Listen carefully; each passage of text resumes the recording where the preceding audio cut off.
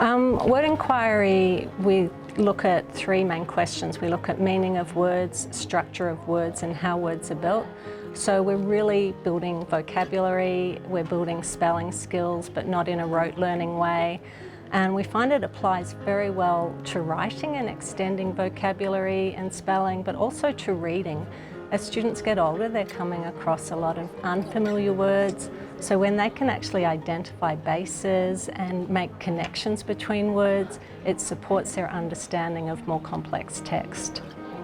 By involving students in this, we're building their critical thinking skills at the same time that we're building their understanding of different disciplines. We're not just telling the children why words are spelled the way they are, we're guiding them to understand this, that there is a process that they can use to investigate. Once they understand the governing conventions of why, or influences, I think is actually a better word, of what influences words and why they're spelled the way they are, then they can start to apply this to words that they don't understand the meaning of, or to see these relationships between words.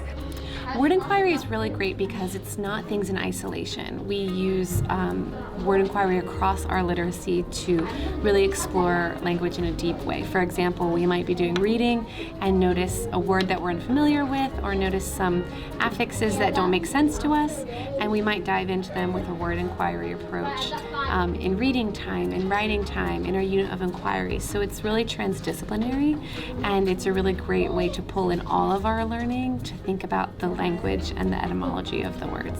So today was just look at the compound, how you have two bases that have two meanings, but when they come together they make a new meaning. And so I wanted the kids to know the difference between a word that might be describing, like a red coat.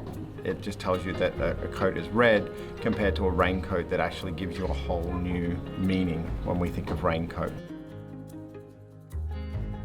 We have to use the words up here.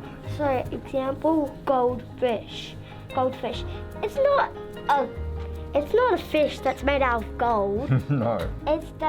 It looks like this. My favorite thing in word inquiry is that I learned that un and able is a great duo, and my teacher said that, and I also think about it, and that is good, like unsurvivable, unknowable, there's a lot more. So this is the word construct. Does it have the word struct inside?